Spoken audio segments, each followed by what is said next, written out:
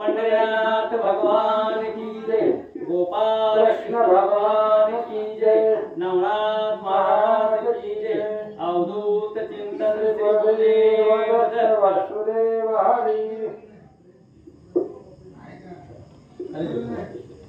श्री गणेशाय नमः, श्री सीतारामचंद्राभ्याय नमः।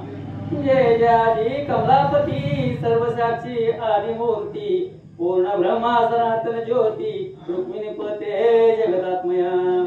हे दीननाथा दीनबंधू मुनिमान सरंजन कृपा सिंधू दर्यात कथा सुबोधू रसन शब्दी बधिका माया ध्याये कथन गंधर्वनामी सूरचन चक्र शाप गर्द भुवन सत्यवती वरी। कथेचा अनुसंधान ग्रंथ करते या ठिकाणी सांगतात। पाठीमागच्या अध्यायामध्ये आपण सुरोचन गंधर्वाची कथा ऐकलेली आहे आणि सत्यवर्मा राजाची मुलगी सत्यवती तिचं नाव होतं। ती सुरोचन नावाचा गंधर्व गाढवाच्या शरीरामध्ये होता आणि आपला सगळा परिवार घेऊन तो कुंभार अवंती नगरीला चाललेला आहे, आलेला आहे। आता या पुढची कथा ऐका। गंधर्व गर्धवी संसार वाहुण सोदारे सहित सत्यवती रत्न मार्गी चालत मुक्कामुक्कम अवंतिके पातले। आणि तो असणारा कुंभार त्यानं गाढव सोबतीला घेतला आणि आपली असणारी पत्नी आणि मुलगी जी राजाची असणारी मुलगी होती सत्यवती तिलाही सोबतीला घेतलेला आहे आणि ती गाव सोडून मिथुला नावाचं नगर सोडून ते निघालेले आहेत अवंती। ते असणाऱ्या सप्तपुरामधले अवंतिका या असणाऱ्या तीर्थक्षेत्राला येऊन पोहोचले। कुल्लार गुरुही सदन पाहून राहते झाले समुचे करून परी सत्यवती ते सुढाळपणे कन्ये समान पाळीत असे। आणि अवंती नगरामध्ये आले आणि तिथं राहू लागले कुंभार कुंभारीण आणि ही असणारी सत्यवती नावाची मुलगी आणि ती असणारी राजाची मुलगी होती, त्यांची आता सूनच म्हणायची। आणि ती आपल्या त्या असणाऱ्या सत्यवतीवरती जसं मुलगी आपली घरची असावी त्या पद्धतीने तिचा सांभाळ करत होते। सकल मोहाचे माया फळ सत्यवती ते अर्पी कुल्हार आसन वसन आदि सकळ इचे समान पाळीत असे। आणि त्या घरामध्ये त्या सत्यवतीला जसं मुलगी असावी त्या पद्धतीने स्वतःच घर असल्यासारखं तिला वागणूक भेटत होती। जेवढं जेवढं तिचा लाड पुरवता येईल, तिला जेवढं जेवढं देता येईल, सुख समाधान वस्त्र अलंकार दागदागिने सगळ्या मनातल्या इच्छा तो कुंभार तिच्या पूर्ण करत होता। येरी म्हणे तो एके दिवशी सत्यवती म्हणे ताता कमट मूर्ती मम लागणार ते करून पती माझा मज दाविक। आणि सत्यवतीने विचार केला असंच कुठपर्यंत राहायचं आपण, तिथे गाढवाच्या शरीरामध्ये आहे, ही सासू सासरा आहे, ती कवर राहायचं आपण इथं। आणि तिनं सांगितलं कुंभाराला, म्हणले ऐका माझं त्या लग्न लावून द्या आणि लग्न लावून दिल्यावर माझा जो नवरा होणार आहे त्याच्याबरोबर आम्हाला संसार करू दे आनंदानं, असं ते सत्यवती बोलू लागले। येरी म्हणे ओ अवश्य माय या बोलीचा फळील संशय मग रात्री अवसर पाहून समय गंधर्वापाशी पातला। आणि कुंभाराने सांगितलं बरोबर आहे तुझं, तुझ्या मनामध्ये जो संशय आहे तो सगळा फिरून टाकतो। म्हणून रात्रीच्या वेळेला 12च्या नंतर सगळी झोपल्यानंतर ही कुंभार बाहेर आला झोपीतून उठून आणि ज्या ठिकाणी गाढव होत त्या गाढवाच्या जवळ गेला। काय बोलतो म्हणे महाराजा पशुपती कामना वेदली जे तव चित्ती ती फळाची येऊन निभूती तुझ लागी पावती झाली। आणि त्यावेळेस असणाऱ्या गाढवाला तो कुंभार बोलू लागला, महाराज तुम्ही जसं सांगितले तसं आम्ही केलेलं आहे, तुम्हाला त्या राजाची मुलगी पाहिजे होती, आम्ही आणलेली आहे, आता तुम्ही लग्न करा, तुमचं शरीर सोडा, तिच्या बरोबर लग्न करा आणि पुढचा कार्यभाग कसा करायचा सांगा। तरी त्या अर्था सुलक्षण पुढे व्हावे मंगलचरण सत्यवती उत्तम रत्न वाट पाहे पतीची। आणि कुंभार बोलू लागला गाढवाला, म्हणले महाराज ऐका सत्यवती मध्ये लग्नाची वाट पाहते, तुमच्या बरोबर तिला लग्न करायचंय असं तुम्हीच बोललेलं आहात. मग आता सत्यवती सारखं स्त्री रत्न तुम्हाला प्राप्त झालेला आहे असं कुंभार सांगू लागला. तर या प्रश्नाचे उत्तर देऊन उभय मिळवावे समाधान. ऐसे ऐकत संकट वचन गंधर्वराज वदत असे. आणि कुंभार बोलू लागला. गंधर्व गाढवाच्या वेशामध्ये रूपामध्ये होता, त्याला बोलू लागला. म्हणले पुढचं कसं नियोजन आहे सांगा. आता आजपर्यंत तुमच्या सांगण्यावरनं सगळं करत आलो. सत्यवती लग्नाची वाट पाहते, मग काय पुढचं नियोजन कसं तुम्ही काय नियोजन केलंय, काय डोक्यात आहे सांगा. असं कुंभाराचं बोलणं ऐकल्यानंतर ना तो असणारा गाढव काय बोलतो. तर यासो अन्य विधी ते प्रविष्ट न व्हावे लोकात.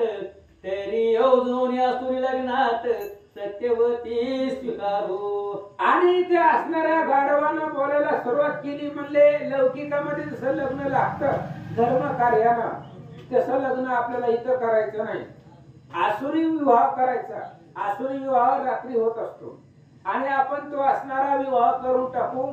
आसुरी विवाह पद्धतीनं आपण आमचं लग्न लावून द्या असं तो गाढव बोलू लागला. म्हणे महाराजा कमट ऐक मंगल विधी नसे एक. आसुरी विधी पूर्वक हा सोहळा निर्मित असे. आणि कुंभाराला सांगू लागला तो गंधर्व. म्हणजे ऐका, मंगल कार्य कोणतंही करायचं नाही, मंत्र वगैरे काही म्हणायचे नाहीत आणि लोकांच्या दृष्टीला लपून आसुरी पद्धतीने हा विवाह कार्य परिपूर्ण करावा असं तो गाढव कुंभाराला बोलू लागला. ऐसे बोलता गंधर्वराव कमट म्हणे आहे बरवे. परी एक संधी उदित भाव उदय पावला महाराजा. आणि त्या असणाऱ्या गंधर्वानं सांगितलं. म्हणले महाराज आसुरी पद्धतीने लग्न करायचं, लोकांमध्ये कळू द्यायचं नाही. कुंभार म्हणला ठीक आहे, बरोबर आहे जसं तुम्ही म्हणताल तसं. तरी पण माझ्या मनामध्ये एक शंका आहे, विचारतो सांगा. म्हणे संदेह कमन कैसे परी आपण वर्तता पशु ऐसे. तरी आम्ही संग मनुष्य कैसे रीते घडेल की. आणि ते असणाऱ्या कुंभाराने विचारलं. म्हणले कसं आहे, तुम्ही आता गाढवाच्या शरीरामध्ये आहात आणि ती स्त्रीमध्ये रत्न आहे सत्यवती. मग तुम्ही गाढवाच्या वेशामध्ये राहणार, ती स्त्रीच्या वेशामध्ये असणार ती सत्यवती. मग कसं तुमचं जुळायचं, लग्न झाल्यानंतर पुन्हा कसं संसार तुमचा चालायचा असं कुंभार विचारू लागला. तरी संदेह फेडून माझा प्रिय करावी आपुली भागा. ऐसे ऐकून कमट चोजा उत्तरा उत्तर देत असे. आणि कुंभाराने विचारलं माझ्या प्रश्नाचं उत्तर द्या आणि सत्यवतीला तुमची पत्नी करून घ्या, तिच्याबरोबर लग्न लावा. ती स्त्री मध्ये आहे, ती स्त्री रूपामध्ये आहे आणि तुम्ही गाढव रूपामध्ये आहात. मग लग्नानंतर ना पुढचं कार्य कसं व्हायचं, तुमचा संसार कसा चालायचा हा प्रश्न मला पडलेला आहे. या प्रश्नाचं उत्तर द्या, मग सत्यवती सारखं रत्न तुम्हाला लगेच लग्न तुमचं लावून देऊ. त्यावेळेस असा प्रश्न विचारल्यानंतर ना ते गाढव शापबद्ध गाढव काय सांगता ऐका. तो म्हणे महाराजा कमट ऐक रत्न सत्यवती अलौकिक.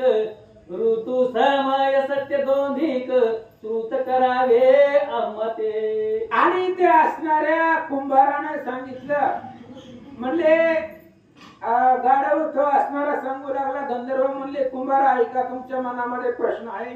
लग्नानंतर सुद्धा माझं शरीर गाढवाचंच राहणार आहे, पण ज्या वेळेस भोग कामाचा समय असेल त्यावेळेस तुम्ही मला कळवा असं कुंभाराला सांगू लागला. तव श्रुत केली या दृष्टी दाविना पुढी स्वरूप कोटी. गंधर्व वेशीच्या पोटी पूर्णपणे आली नकी. आणि कुंभाराला ते गाढव सांगू लागला. लग्न झाल्यानंतर मी गाढवाच्या शरीरामध्ये वेशामध्ये राहणार आहे, पण ज्या वेळेस भोग कामाची वेळ असेल त्यावेळेस मी माझ्या गंधर्व रूपामध्ये येणार आहे. सूर्यकोटी समप्रभ एवढं माझं तेज आहे, माझं जे स्वरूप आहे स्वरूप मी तेवढ्या वेळापुरतं धारण करील असं तो गाढव कुंभाराला सांगू लागला. म्हणे माय ओ सत्यवती कामना जे आहे तव चित्ती. ते ऋतू काळी काम होती गंधर्वराज ओपिल गे. आणि लगेच असणारा कुंभार सत्यवतीकडे गेला, तिला सगळं सांगितलं. गाढवाच्या शरीरामध्ये तुला लग्न करावं लागणार आहे, ज्या वेळेस तुमच्या असणारा भोग कामाची वेळ असेल त्यावेळेस तो गाढवाचं रूप पालटेल, दिव्य असणारा गंधर्वाच्या त्याच्या स्वरूपावरती येईल आणि तुमच्या मनाची सगळी इच्छा पुरवेला असं सत्यवतीला कुंभार सांगू लागला. आपुल्या स्वरूपा प्रगट करून करी येतो आसुरी लग्न, तरी तेच वरून समाधान सुखा लागे पावसील. आणि तू काय कर, आता ही आसुरी पद्धतीने लग्न करायचं म्हणतात गाढव महाराज, तर त्यांच्या मनानं चलू द्या. आतापर्यंत त्यांच्या मनानं चलत आलंय, त्याच्या गाढवाच्या शरीरामध्येच लग्न करा, आसुरी पद्धतीने करा, नंतर तुम्हाला खूप सुख होणार आहे, गंधर्वाचा त्या शापामधून तो मुक्त होईल असं कुंभार सांगू लागला. आयसे सांगून कमट कुल्हाळ शैली पहुडला उता वेळ, तिनिशा लोटून उदय काळ गवस्तीचा पातला. अशा प्रकारे कुंभारानं त्या गाढवालाही सांगितलं, विचारलं आणि इकडे सत्यवतीचंही मनाचं समाधान केलं. रात्री खूप झालेली होती त्यामुळे घरामध्ये गेला, तो झोपला. सकाळी सूर्य उगवल्यानंतर ना पुन्हा काय झालं, तेही लोटलेल्या दिनोदिन समय पातला ऋतुकाल मान, चतुर्थ दिने कुल्हा जाऊन श्रुत करी गंधर्वाते. आणि अशा पद्धतीने मग त्या असणाऱ्या आसुरी पद्धतीने त्या दोघांचा विवाह झाला. दिनवर दिवस जात होते आणि त्यावेळेस भोग कामाचा समय जाणून त्यावेळेस कुंभार त्या गाढवापाशी गेला, काय सांगू लागला, म्हणे महाराजा गंधर्वनाथा योग्य समय आला आता, तरी वय काम पूर्ण होता स्वीकारावे महाराजा. आणि कुंभार गाढवाला सांगू लागला, त्या गंधर्वाला म्हणले, तुम्ही जो दिवस सांगितलेला होता, नेमून दिलेला होता, तो आलेला आहे, आज आहे, त्याच्यामुळे तुम्ही तुमच्या स्वरूपामध्ये या आणि सत्यवतीच्या मनाचं समाधान करा असं कुंभार सांगू लागला. ऐसे बोलता कमटवाणी वेश गंधर्वीत तक्षणी,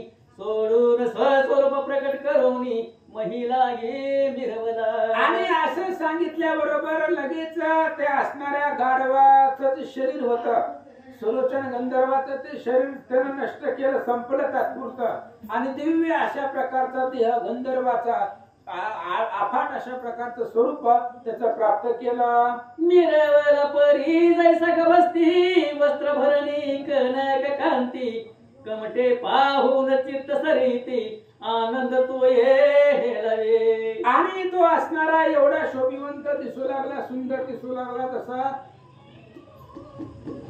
उगवता सूर्य असावा, सकाळ सकाळ सूर्य लाल भडक दिसतो, त्याचे अफाट किरण पृथ्वी तलावरती पडतात, तसा असणारा तेजस्वी तो गंधर्व दिसू लागला. चित्ती म्हणे भाग्यवंत मल समान नाही या महित, स्वर्गवासी गंधर्व दैवत मम गृही वर्ततसे. आणि तो कुंभार बोलू लागला, काय माझं भाग्य आहे, मडकी बनवून विकून आपला व्यवसाय चालवून आपलं पोट भागवणारा दाम्पत्य आहे, पती पत्नी, पण या जेवढं भाग्य आहे, स्वर्गामधलं राहणारा गंधर्व आज आमच्या घरी राहतोय, त्याच्या सोबत राहायला भेटतंय, एवढं माझं भाग्य आहे असं कुलाल बोलू लागला. आहा ती धन्य सत्यवती बैसली असे पुण्य पर्वती, ऐसा स्वामीजी याचा पती निज दैवेला धरा. काय त्या सत्यवतीचं पुण्य आहे महाराज, पुण्याच्या पर्वतावरती आरूढ झालेली आहे.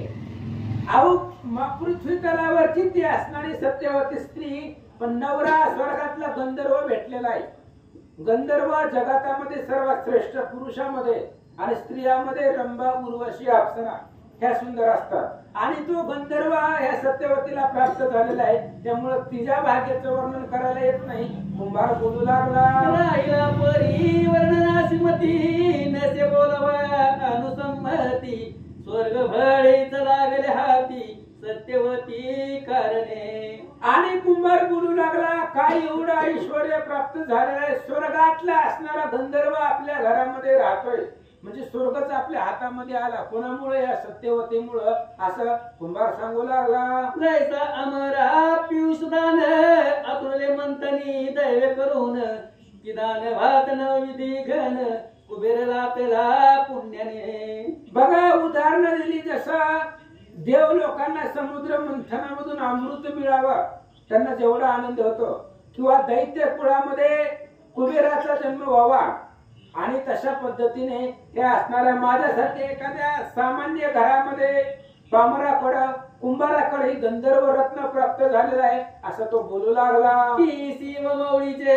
दृढासन देवेला दिला रोहिणी रमण देवी गंधर्व सुरोचन सत्यवती हे लाधरी. किंवा चंद्र आहे, चंद्र आकाशामध्ये असतं पण त्या चंद्राचं किती भाग्य आहे. कुठं चंद्राचा वास आहे? महादेवाच्या जटेमध्ये, महादेवाच्या डोक्यावरती आसन आहे. महादेवाचं मस्तक त्या चंद्रासाठी आसन आहे.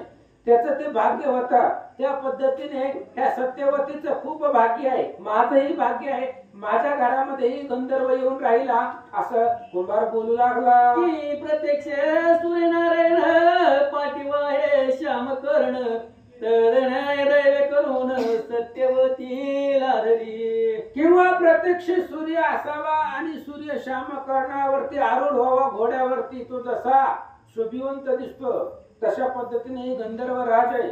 आणि माझ्यासारख्या अभाग्याला ह्या गंधर्व माझ्या इथं घरी राहिला, त्यांचं दर्शन त्यांची भेटी झाली, माझ्या पुण्यानं तू इथं मला प्राप्त झाला असं कुंभार बोलू लागला. की अगदी दारा कमल नामे विष्णू शिलाधरी दैव करुणी देवी गंधर्व स्वामी सुरोचन सत्यवती लाधरी. किंवा जसं समुद्राची मुलगी आहे लक्ष्मी आणि त्या लक्ष्मीला भगवान परमात्मा विष्णू नवरा म्हणून मिळावा तशा पद्धतीने ह्या सत्यवतीला ही असणारा गंधर्व राज पती म्हणून मिळालेला आहे. म्हणून तिच्या भाग्याचं वर्णन करायला येत नाही असं सांगतात. ऐसा विस्मय कमट पोटी करत आहे हर्ष देती मग भार ठेवून चरण संपोटी विनवणे करीत असे. अशा प्रकारचं आश्चर्य त्या कुंभाराला वाटलं आणि मग ते असणाऱ्या गंधर्वाच्या पायावरती डोकं ठेवलं आणि काय विनंती करतो ऐका. म्हणे महाराजा स्वर्ग धमाका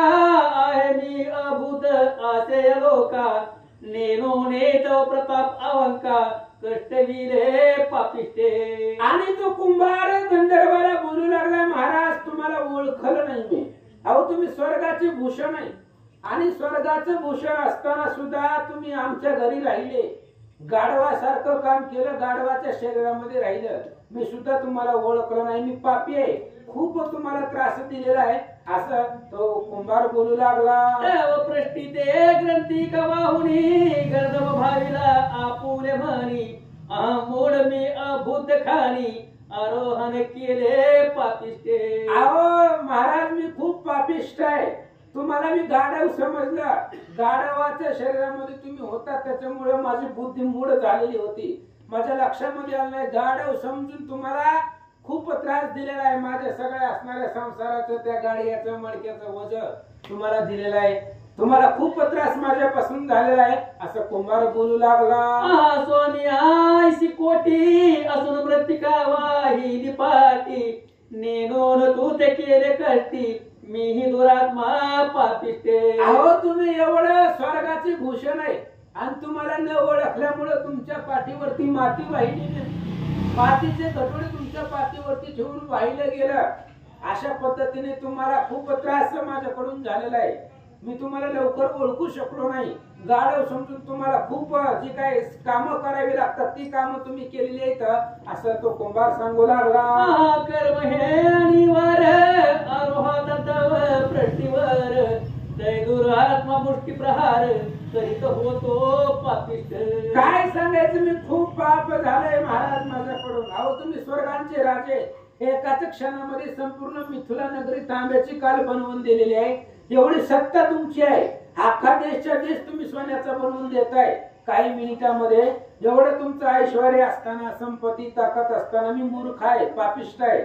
माझ्या लक्षामध्ये आलं नाही. तुम्हाला तुमच्या पाठीवरती हातानं मारलं, काठीनं मारलं, बुक्कीनं मारलं, पाठीवरती अनेक प्रकारचे मातीचं वज वाहिलं, मडक्याचं वज वाहिलं, म्हणून मला क्षमा करा असं कुंभार बोलू लागला. तरी ऐश्या पराधासी क्षमा करी गा दयारासी ऐसे म्हणून पुरचरणासी निज मौळी अर्पितसे. आणि अशा पद्धतीने त्यांनी सांगितलं आता जे झालंय ते झालंय, म्हणले मला क्षमा करा. अपराध नियमितपणे घडलेला आहे, मी तुम्हाला ओळखू शकलो नाही, त्याच्यामुळे तुम्हाला माझ्याकडून त्रास झाला, तो सगळं मला क्षमा करा असं कुंभार बोलू लागला. मग सुरोचर गंधर्व हात धरून कमटी सदनी नेत म्हणे महाराज स्वकांते ते सांभाळावे सर्वस्वी. आणि कुंभाराने त्या असणाऱ्या सुलोचन गंधर्वाला आपल्या हाताला धरलं करून तो गाढवाचं शरीर सोडून त्याच्या मूळ स्वरूपामध्ये आलेला होता. त्याला हाताला धरलं, आपल्या घरामध्ये नेलं पत्नी जवळ, सत्यवती जवळ, आणि सांगितलं हिच्या मनाचं समाधान करा आणि तुमची पत्नी तुम्ही सांभाळा, असं तो कुंभार बोलू लागला. मग सुलोचन गंधर्वे एकांतासी पाचारिले सत्यवतीसी येरी येताच श्लोकचारेसी गंधर्वराज पूजेला. मग लगेच गंधर्वानं सत्यवतीला एकांतामध्ये बोलवलं बरोबर तिने गेली आणि आपल्या पतीची मनोभावानं 16 प्रकारानं पूजा केली. मग ती प्रीती संवाद स्थिती ऐक्य भावने उभय रमती आसुरी विभाव कामार्तरती तुष्ट चित्ते मिरवला. आणि त्यावेळेस मग गंधर्व बोलू लागला, ऐक म्हणले, आसुरी पद्धतीने आपण लग्न केलेलं आहे, त्याच्यामुळं आपण असणारे आपलंही माझं सुद्धा शरीर गंधर्वाचं काही क्षणापुरतं आहे.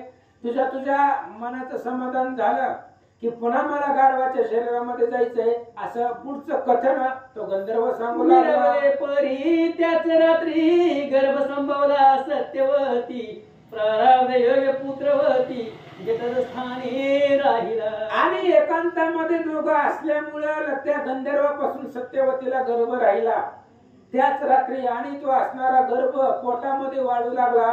हळूहळू दिवस भरत आले. ऐका, या परी गंधर्वराज म्हणत असे सत्यवती भाज पुत्र सुखात पाहिले चोज स्वर्गवास करीन मी. आणि गंधर्वाने सांगितलं, ऐक म्हणले सत्यवती, तुझ्या पोटामध्ये गर्भ आहे आणि त्या मुलाचं मुख पाहिलं की मी स्वर्गाला निघून जाणार आहे, कारण माझं ठिकाण स्वर्ग आहे, मी तिथून आलेलो आहे.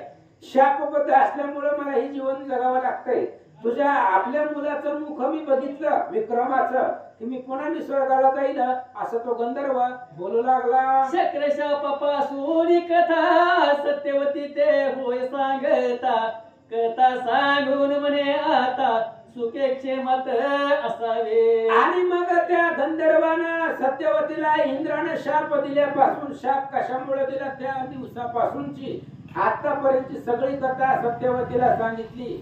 तिला पुन्हा प्रेमानं मिठी मारली आणि काय बोलू लागला. तरी तुझा आता राजवाडी पुत्र उल्हासील येणे काळी परी तो पुत्र महाबळी राजासनी मिरविल. आणि गंधर्व सांगू लागला, सत्यवती आई, तुझ्या पोटाला जो मुलगा येणार आहे तो मुलगाच तुला सुख आणि समाधान पुढचं देईल. त्या मुलाच्या स्वपराक्रमावरती बळावरती तू सुखानं आनंदानं राहशील आणि मुलगा काही सामान्य नाही, त्रिजगताचा राजा होईल, असं तो गंधर्व सांगू लागला. मिरवेल परी धर्मदाता विक्रमी नाम जगविख्याता देरे राशी अवधार्यवंत शेक करता मिरविल. आणि तो मुलगा तुला जो तुझ्या पोटामधून जो उदरामधून मुलगा जन्माला येईल, तो असणारा मुलगा त्याचं नाव विक्रम ठेवलं जाईल किंवा ठेवा. आणि पुढे तो असणारा विक्रम अतिशय बलवान होणार आहे, राजगादीवर राजाचा तो मालक होणार आहे आणि त्याच्यापासून तुला आनंद सुख प्राप्त होईल, असं गंधर्व सांगू लागला. ऐसा पुत्र तू चुडामणी लादशील हो शुभननी मी तरुणापासून मुक्त झालो सर्वस्वी. आणि ऐक, तुला मुलगा झाल्यानंतर मी पती ऋणातून मुक्त होतोय.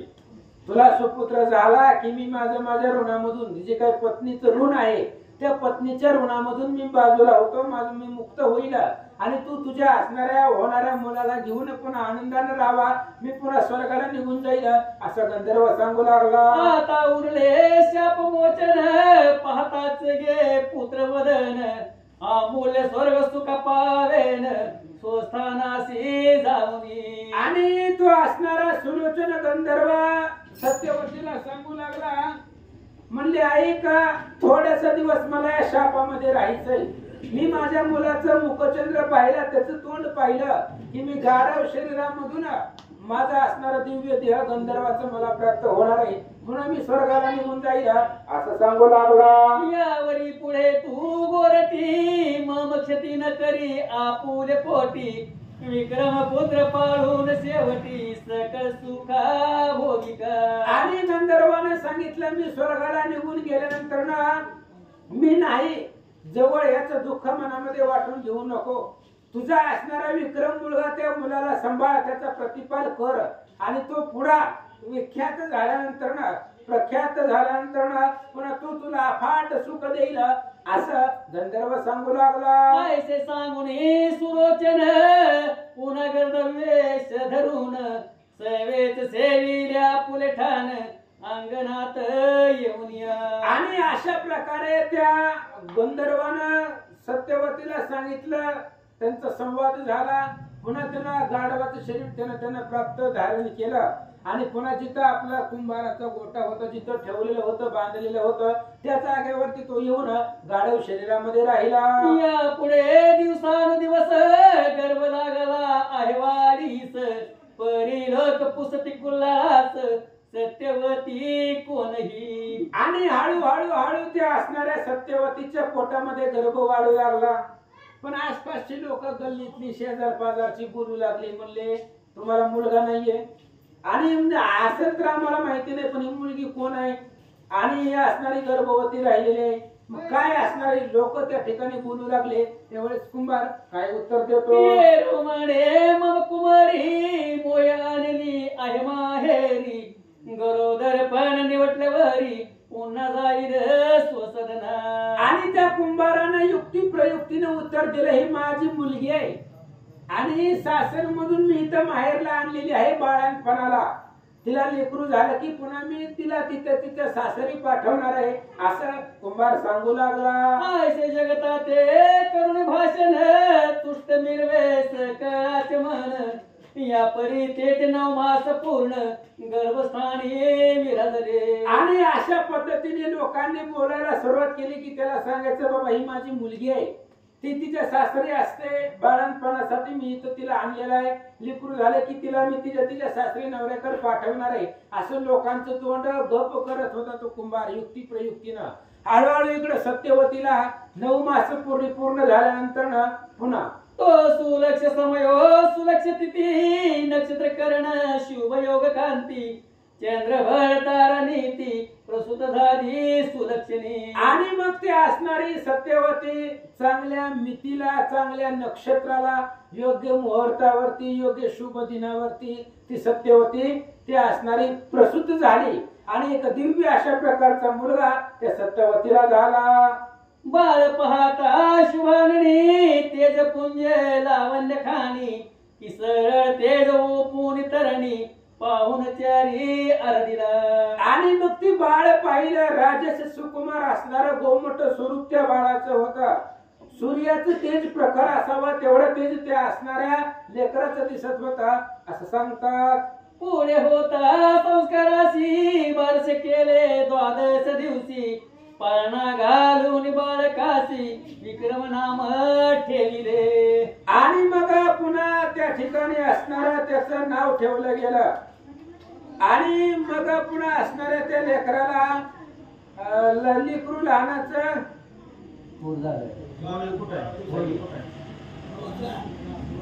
बारसे केले द्वादश दिवशी पाळणा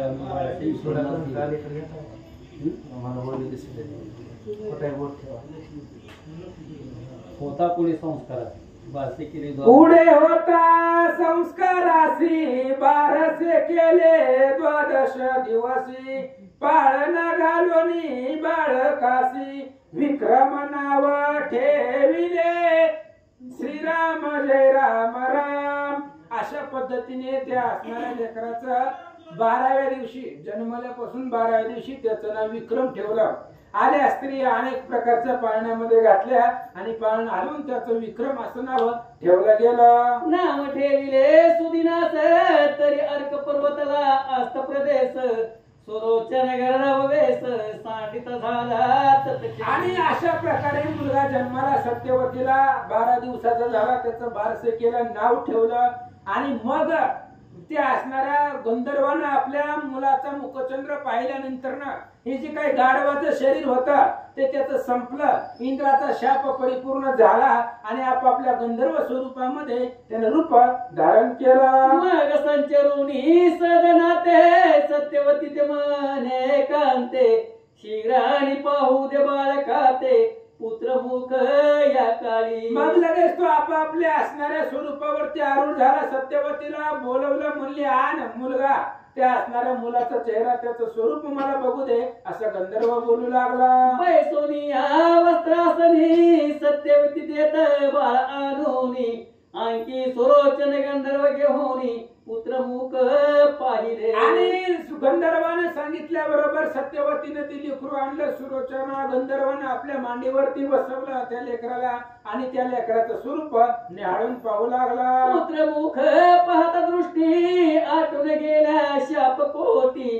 तो अमरी जाणवले चक्रपोटी मातली ते पाठविले. आणि मग लगेचच असणाऱ्या मुलाचा मुखचंद्र त्यानं पाहिला गेला. इंद्राचा शाप संपला. इंद्राला कळलं गेलं. इंद्रानं आपला मातली नावाचा सारथी त्याला घेऊन जाण्यासाठी रथासहित पृथ्वी तलावरती पाठवला. विमान रोहना मातली घेऊन येत झाला अवंती किसानी.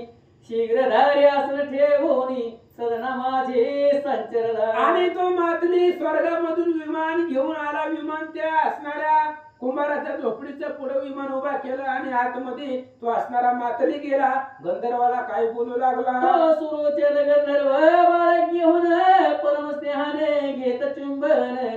तो मातली सनीत उभा राहून बोलत झाला गंधर्व. आणि इकडे गंधर्व आपल्या मुलाला घेतलेला आहे जवळ, त्याचं चुंबन घेतलेलं आहे. त्याचं मुखचंद्र पाहून त्या गंधर्वाला खूप आनंद समाधान वाटू लागलेला आहे. तेवढ्या वेळामध्ये मातली दरवाजामध्ये घरामध्ये आला. काय बोलू लागला.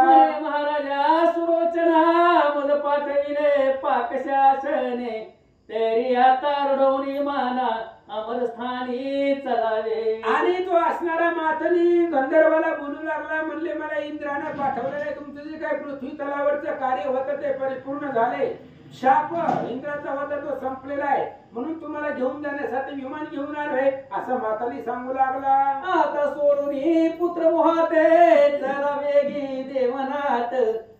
वाट आपुली पाहत शाप मोचन झाली. आणि मातली सांगू लागला महाराज चला म्हणले. आता इंद्रादिक सगळे असणारे देवगण तुमची वाट बघत आहे.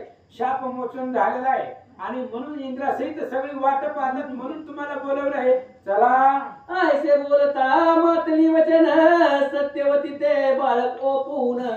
म्हणे कांते समाधान ठेवी आता जातो आम्ही. आणि लगेच त्या मातलीने सांगितल्याबरोबर सत्यवतीला गंधर्वानं बोलवलं. त्या सत्यवतीच्या हातामध्ये ती लेकरू दिलं. तिला सांगितलं आता हे लेकराचं प्रतिपाल कर. पुढे लेकरू खूप मोठं होणार आहे, सम्राट होईल. तोपर्यंत त्याचा लहान आहे तोपर्यंत सांभाळ कर. आमचं आठवण असू द्या. आता आम्ही निघालो असं गंधर्व सांगू लागला. ऐसे बोलता सत्यवती म्हणे महाराजा गंधर्वपती.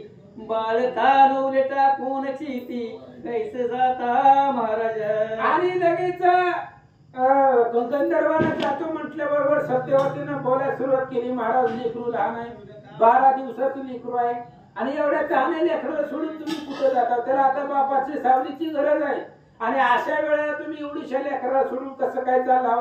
सत्यवती बोलू लागले. तुम्ही गेल्या सोडून माते कोण आहे मम देहाते. निढळपणी परदेशाते सोडून कैसे जाताजी. आणि सत्यवती सांगू लागली तुम्ही माझं सर्वस्व आहात, प्राण आहे माझा. तुम्ही जर गेला तर मी पुन्हा कसं जगायचं, कुणाच्या आधारावरती जगायचं. एकांतामध्ये परदेशामध्ये राहिल्यासारखं मला वाटेल. म्हणून कसं काय तुम्ही आम्हाला या असणाऱ्या लहान लेकराला मला इथं अनाथासारखं सोडून का जात आहे असं सत्यवती सांगू लागले. ऐसे म्हणून सत्यवती हंबरला फोडीला वृत्ती. अश्रू भरून नेत्रपाती दुःख सरिता लोटत. आणि अशा प्रकारे सत्यवतीने सांगितलं महाराज नका म्हणले जाऊन. तुमच्याशिवाय आम्ही जगायचं कसं, कुणाकडे पाहून जगायचं. कोण आहे आम्हाला असता तुम्ही गेल्यानंतर ना असं असणार दुःख ती असणारी सत्यवती करत होती. तेव्हा काय झालं म्हणे महाराजा तुझं कारण जनक माझा सत्यवर मधान. तुटला आहे निर्लोभ होऊन कैसे सोडून मज जाता. आणि त्या असणाऱ्या सत्यवतीने सांगितलं महाराज तुमच्या बरोबर माझ्या बापाचं सुद्धा आता नातं संपलेलं आहे आणि मुलीचं लग्न झाल्यानंतर ना तिथं सर्वस्व नवरा असतो. मग आता बाप सुद्धा माझ्यावरती निर्लोभ झालेला आहे. आता तुम्ही जर सोडून गेला तर आम्ही कुठं जायचं. कसं जगायचं असं सत्यवती बोलू लागले. महाराजा तुम्हासाठी सर्व सोडून भांडार खोटी जनक जनानीची पाडून तुटी जोड केली म्या तुमची. अरे तुमच्यासाठी मी तुमच्यासाठी किती त्याग केलाय. सगळे असणारी इस्टेट संपत्ती सगळं सोडून दिलेलं आहे.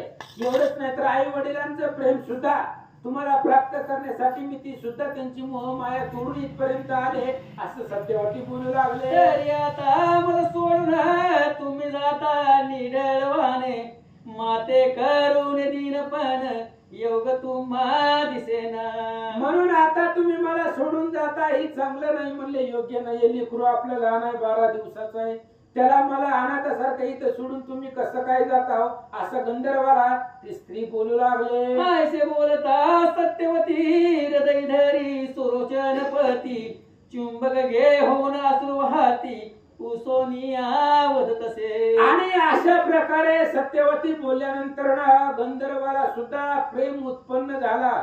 तिला असणाऱ्या आपल्या हृदयाला लावलं, चुंबन घेतलं, काय सांगू लागला. ऐकवती शुभानने तू स्मरण होता माझे मनी त्याच वेळ उतरून अवनी भेट देईन तू ते घे. आणि त्या असणाऱ्या गंधर्वाने सांगितलं सत्यवतीला, ऐक म्हणले, घाबरू नको, निवांत राहा, तुझं आयुष्य जीवन तू जग.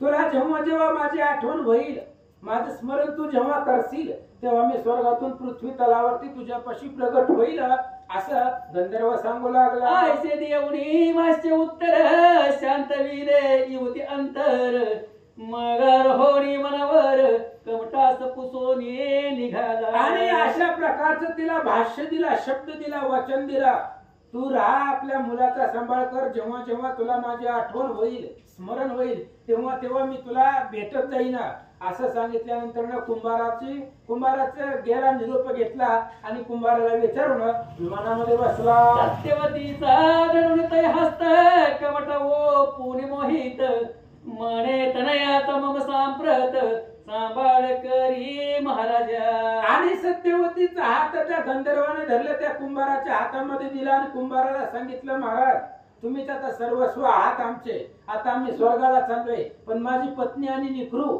याचा सांभाळ तुम्ही व्यवस्थित करा असं सांगून गंधर्व निघाला.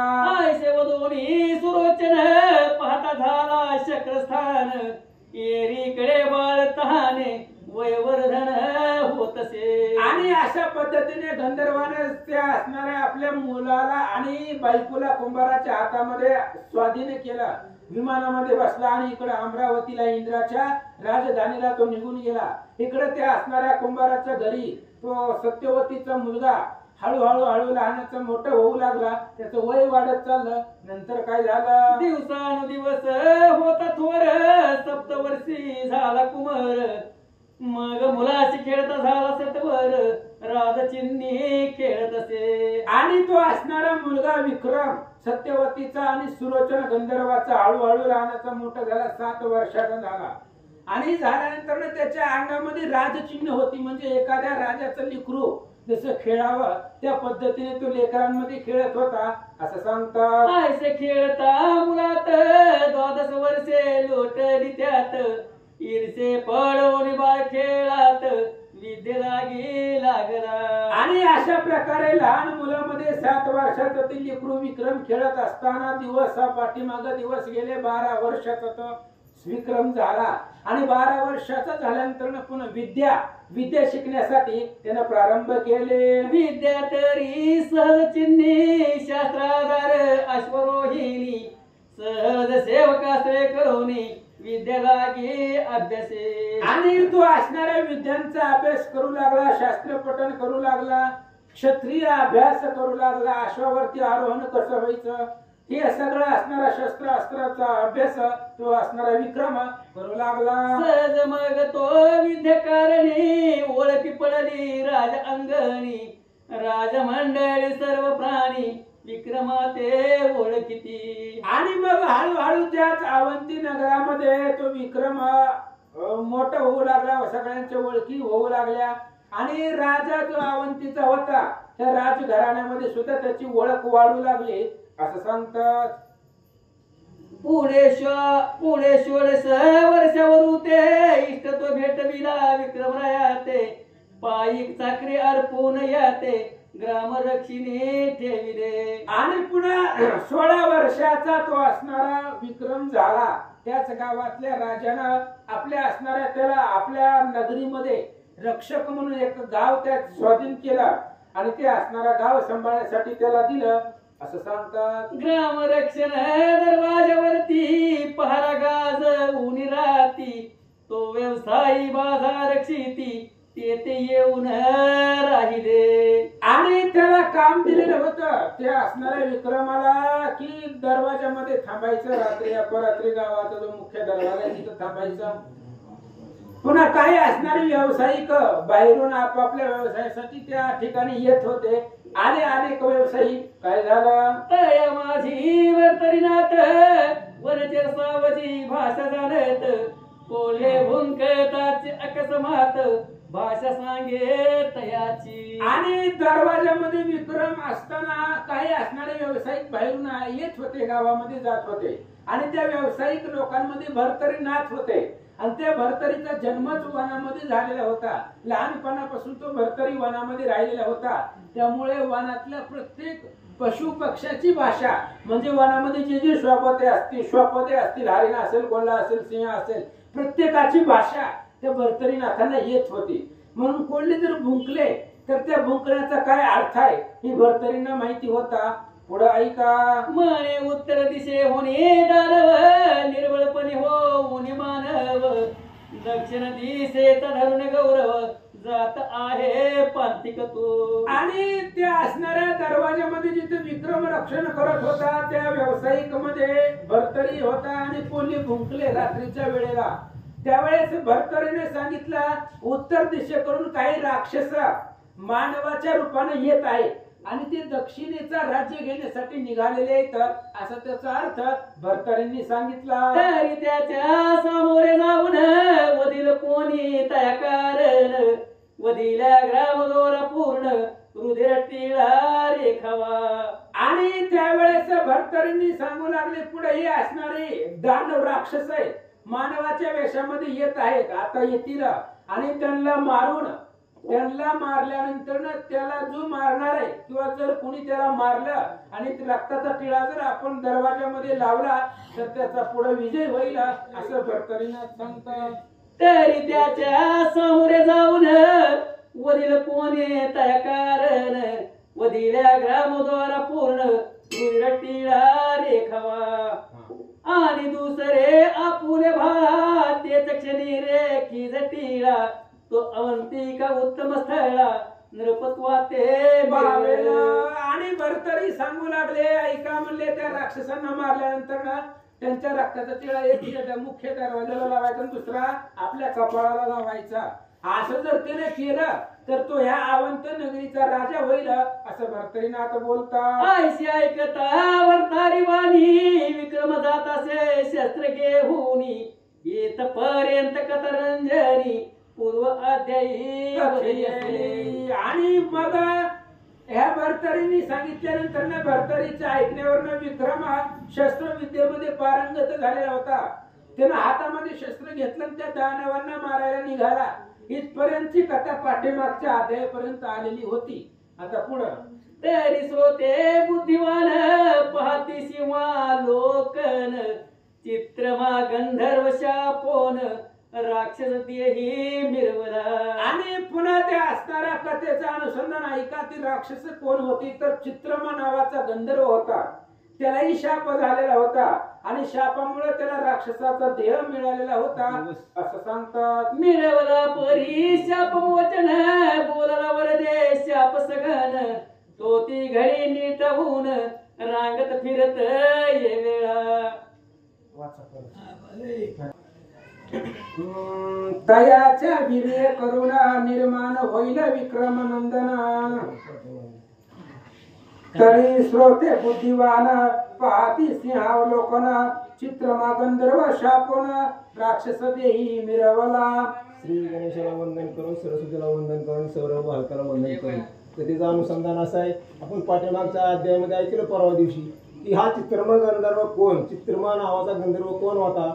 तर आपण पाठीमाग ऐकलं, तो म्हणले काशीला गेलेला होता. त्या ठिकाणी शंकर आणि पार्वती दूध खेळत बसले होते आणि तो मध्ये बोलला. कारण शंकर भगवंत आणि पार्वती दूध खेळत असताना त्यांचे म्हणले डाव पडले होते, एकांचे 14 आणि एकांचे 12. शंकराचे 18 पडले आणि पार्वतीचे 12 पडले होते. मग ती चित्रमा गंधर्वानं काय केलं तर म्हणजे शंकर भगवंताच्या बाजूने बोलला. त्याच्यामुळे म्हणले शंकर पार्वतीने त्यांना शाप दिला. म्हणले तुम्ही असं असं म्हणले एक राक्षस होऊन म्हणले ह्या पृथ्वी तलावर जाचाल. मग श्रोत्यांनी पुन्हा प्रश्न विचारला किंवा म्हणले हा पृथ्वीवर आला खरा, पण म्हणजे हा कुठनं कसा आला ह्याचं आम्हाला तुम्ही अवलोकन करून सांगावं. त्याच्यावर पुन्हा म्हणले सुरोचन गंधर्वाची कथा निघाली. मग सुरोचन गंधर्वाची कथा, तर हा विक्रम म्हणले पुन्हा कसा जन्मल तर त्या सुरोचन गंधर्वाची कथा सांगावी की 2 दिवस अध्याय चालला आजपर्यंत आता, आणि ती कथा आता मूळ पदावर आली. तर ही विक्रम म्हणजे अजून याचं नाव विक्रम नाही पडलं. तर त्या सुरोचन गंधर्व ज्यावेळेस आला त्याच्यापासून ही मुलगा जन्माला, त्याची कथा चालू झाली.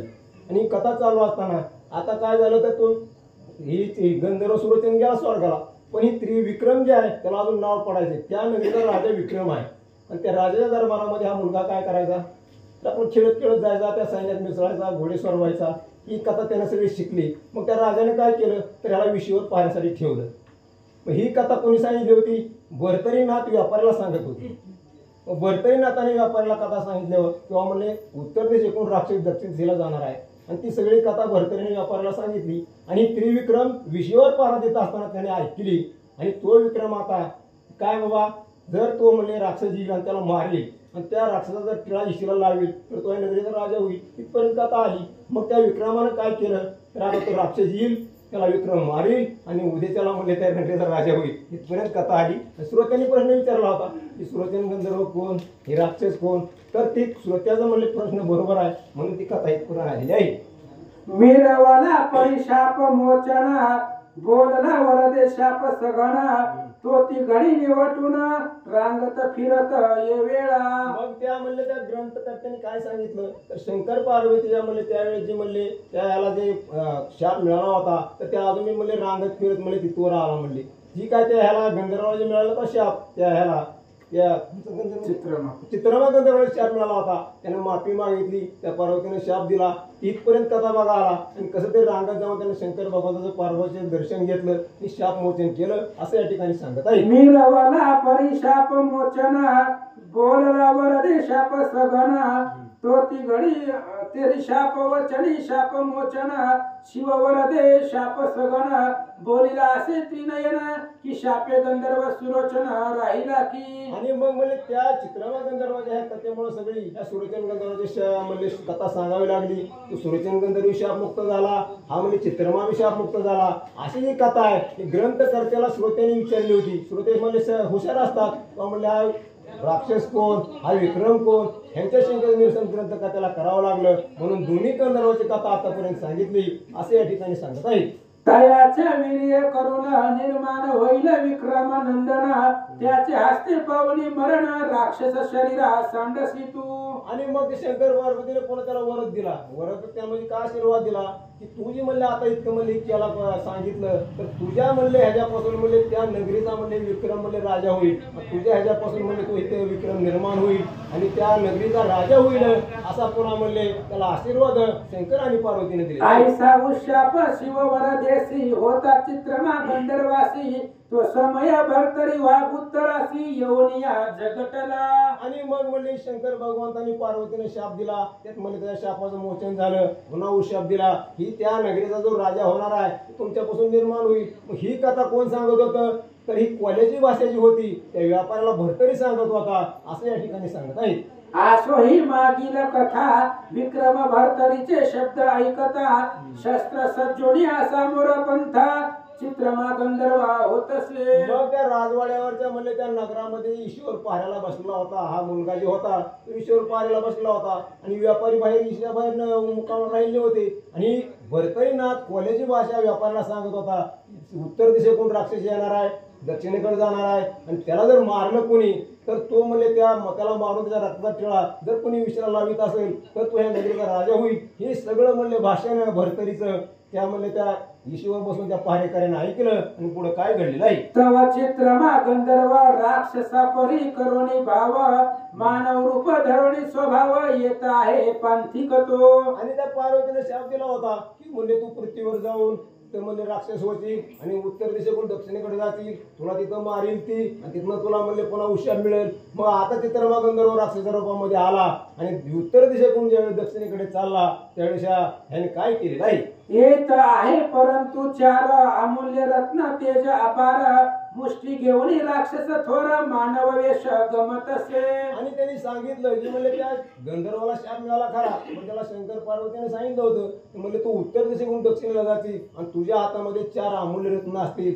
आणि तुला मारल्यावर म्हणजे ती रत्न जो कोणी तुला मारणार आहे त्याला प्राप्त होतील असं पूर्वीच त्याला वरदान त्या ठिकाणी दिलं आहे. तो विक्रम जाऊनी तया निकटी शस्त्र विद्यते विपुल जेटी सामोर होऊनी मवळी दृष्टी आसील तेसी प्रेरित असे. आणि मग त्या विषयावर बसलेला जो विक्रम होता त्याने म्हणले तो पहारा देत असताना त्याने बघितलं आता 2 प्रहर रात्र म्हणून गेली. त्याला सांगितलं होतं की निम्या रात्री तो राक्षस उत्तरेकडून दक्षिणेकडे जाणार आहे आणि त्याला जो कोणी मारील आणि त्याच्या रक्तात जो कोणी ह्या विषयाला लावी तो ह्या नगरीचा राजा होईल असं म्हणले भविष्य होतं. मग त्या विक्रमाने त्या भरतरीच्या तोंडून ऐकलं आणि तो विषयावर पहारा देत असताना तो राक्षस तिकडून आलेला आहे. सकळ प्रहार भेदिता काही राक्षस उल थोडी पडिला मही प्राण कासा विष ववनी देही पडता झाला तत्काळ. मग म्हणले त्या विक्रमानं काय केलं तर तो राक्षस ज्यावेळेस आला ईशीच्या समोर त्यावेळेस लगेच म्हणले आपलं खड्ग हातामध्ये घेतलं तलवार घेतलं आणि एका झटक्यामध्ये त्यांनी मान म्हणले त्या ठिकाणी तोडली आणि त्याच्यावर म्हणले तो राक्षस म्हणले त्या ठिकाणी धाड दिशी जमिनीवर पडले नाही. मही पडता चित्रमा गंधर्व विक्रम प्रज्ञावंत प्रसिद्ध वस्त्रे भिजवणी रुधिरे शुद्ध भाळी टिळा रेखिला. आणि मग लगेच त्या म्हणले विक्रमानं काय केलं तर त्या राक्षसाचं मुंडकं छाटलं आणि धाड दिशी तो राक्षस जमिनीवर पडला भडभडा रक्त व्हायला लागलं. लगेच यानं आपल्या अंगावरचे कपडे काढली आणि त्याच्या रक्तामध्ये भिजवली स्वतःच्या कपाला टिळा लावला आणि विषयाला टिळा त्या विक्रमानं त्या ठिकाणी लावला. तो राक्षस होऊनी गत प्राण दिव्य देही निघे तेथून गंधर्व रूपी स्वपद पाहून विक्रमाते वंदिले. मग लगेच म्हणले त्या राक्षसाच्या देहातून एक सुंदर मूर्ती निर्माण झाली. तो चित्रमा गंधर्व होता आणि त्या राक्षसाचा हे आपलं प्रगट रूप केलं आणि त्या विक्रमाला नमस्कार केला आणि त्याच्या देहातून तो चित्रमा गंधर्व त्या ठिकाणी निर्माण झालेला आहे. मग गंधर्व करिता स्वय दृष्टी विमान उतरले महितवटी त्यात आरोहण करिता जेटी विक्रम पुसे तयाते. आणि मग ज्यावेळेस तो चित्रमा गंधर्व त्या राक्षसाच्या देहातून निघाला त्याला स्वर्गातून विमान न्यायला आलं आणि रथामध्ये बसला त्यावेळेस या विक्रमानं त्याला विचारलं किंवा म्हणले काय घडलं म्हणजे तुम्ही कोण कुठले असा म्हणले तो विक्रम त्या चित्रमा गंधर्वाला विचारित आहे. म्हणे महाराजा तू राक्षस पूर्ण स्वर्गा करू जासी गमन हे तो कळा राक्षसा कारण दुर्लभपणी वाटत असे. मग त्या विक्रमाला मोठं नवल वाटलं. आता म्हणले हा राक्षस होता म्हणले आता आपल्या हातून ह्याला मारलं म्हणले आपण पण वेगळंच घडलं म्हणले आपण ह्याला तलवारीनं मारलं खरं पण ह्याला लगेच स्वर्गातलं विमान आलं म्हणले आणि ती रथामध्ये बसला चालला. मग त्याने विचारलं किंवा म्हणले एवढं राक्षस देहामध्ये तुम्ही असताना म्हणले आता मी तर माझ्या हाताने तुम्हाला मारलं पण स्वर्गातलं विमान तुम्हाला न्यायला याचं कारण काय मला सांगावं असा तो विक्रम त्या ठिकाणी बोलत आहे. मग शिव फासे खेळापासून विक्रमा सांगितले शाप कथन आपुले चित्रमा गंधर्व नाम सांगोली गेला स्वस्थान. मग ज्यावेळी त्या विक्रमानं आपली शंका विचारली म्हणले तर तुम्ही राक्षस देहामध्ये होता आता मी तुम्हाला मारलं आणि त्यातून म्हणले तुमचा दिव्य देह निर्माण झाला तुम्ही माझ्या स्वर्गाला निघाला ही काय भानगड आहे म्हणले. त्यावेळेस म्हणले त्या चित्रमा गंधर्वानं आपल्या त्या शंकर पार्वतीच्या म्हणले त्या दूतापासून सगळी कथा सविस्तर आणि त्या ह्याला विक्रमाला सांगितली पुढे काय घडले आहे. एकीकडे प्रेत शरीरी चाच कोणी पाहे करी तो 4 रत्ने मुष्टी माजारी तेज पुंज देखिली. मग तो चित्रमा गंधर्व स्वर्गाला गेला. तिकडे जी काय त्या भरकरीनं सांगितलं होतं व्यापाराला त्याचं म्हणले ह्याला लगेच लक्षात आणलं म्हणजे त्या राक्षसाच्या हातात अमूल्य 4 रत्न आहेत म्हणून म्हणजे त्या प्रेताजवळ गेला आणि ज्या हातामध्ये चापटून बघितलं तर अमूल्य 4 रत्न आणि त्या विक्रमाला सापडलेले आहेत. तिघे चिंतामणी वैडूर्य वंत सकळ कामद चौथे अत्यद्भुत आईशी चार रत्ने विख्यात सकळ कार्या चालती. आणि मग ती 4 रत्न म्हणजे कोणची होती तर जी आपल्याला म्हणजे जी मागितलं ती इच्छा देणारी रत्न होती. 14 रत्नापैकी 4 रत्न होते त्याची नावं सांगितली त्यांनी इथं. म्हणजे काय ते कल्पतरू असेल, आमका असेल, तमका असेल, जी 4 रत्न अमूल्य होती अशी त्या राक्षसाच्या हातामध्ये होती आणि त्या त्रिविक्रमानं आपल्या त्या विक्रमानं ते आपल्या हातामध्ये घेतलेली आहे. विक्रम देखत हर्षवंत मग तो भरतरीस धन्य म्हणता. आईसा पुरुष प्रज्ञावंत अवतार दक्ष म्हणावा. मग त्या विक्रमाने विचार केला की बाबा जी ही भरतरी त्या व्यापाऱ्याला सांगितलं होता ते भविष्य खरं झालं म्हणले. त्याने चुरून ऐकलं होतं. ते भरतरी काय सांगत होता, कोल्ह्याची भाषा त्या व्यापाऱ्याला सांगत होता. इकडून राक्षस येणार आहे, त्याच्या हातामध्ये 4 रत्न आहेत, त्याला मारल्यावर म्हणले ह्या ईशीला टिळाला तर राजा होते. सगळं त्यानं ऐकलं. मग त्याने विचार केला आला एवढी जी भाषा ह्या भरतरीला कळती ते असला माणूस आपल्यापाशी पाहिजे असा विचार केला. आणि आता तो विक्रम काय करू लागलेला आहे. जै संरक्षात कल्पतरू दैन्य हारी सुख परू. तन्मय नगरात हानरू श्रेष्ठ भागी भासत असे. मग त्याने विचार केला की म्हणले असला म्हणले माणूस आपल्यापाशी पाहिजे. म्हणले ज्याला म्हणले सगळं पुढचं भविष्य कळतं तर असा म्हणले थोर पुरुष किंवा ज्ञानवंत आपल्या नगरामध्ये पाहिजे असा तो विचार त्या ठिकाणी करू लागला आहे. की पशु माझी धेनू जाती त्यात सुरभी कामना द्रवती. तन्मय मनुष्य जाती श्रेष्ठ जगी भासत असे. की रत्ना माझी वैडूर्यवंता निगती चिंतामणी उपकार स्थित. तन्मय मनुष्यात श्रेष्ठ जगी भासत असे. ही पाषाण जाती उपकार स्थित परिसपना ते मिरवत. तन्मय मनुष्यात श्रेष्ठ जगी भासत असे. आईशा भावना धरुण चित्ती अनेक कामना वरित असे पुढती. आईसा पुरुष स्वसंगाती त्रैलोक्यात मिरवेल. आईसा विचार मार्गे करुणा पाहता झाला द्वार ग्राम. रुधिर टिळा द्वारासी उत्तम चरचुनिया निघाला. आपण येऊ दे, आप्पाला. येऊ दे आप्पाला. आप्पा येऊ दे.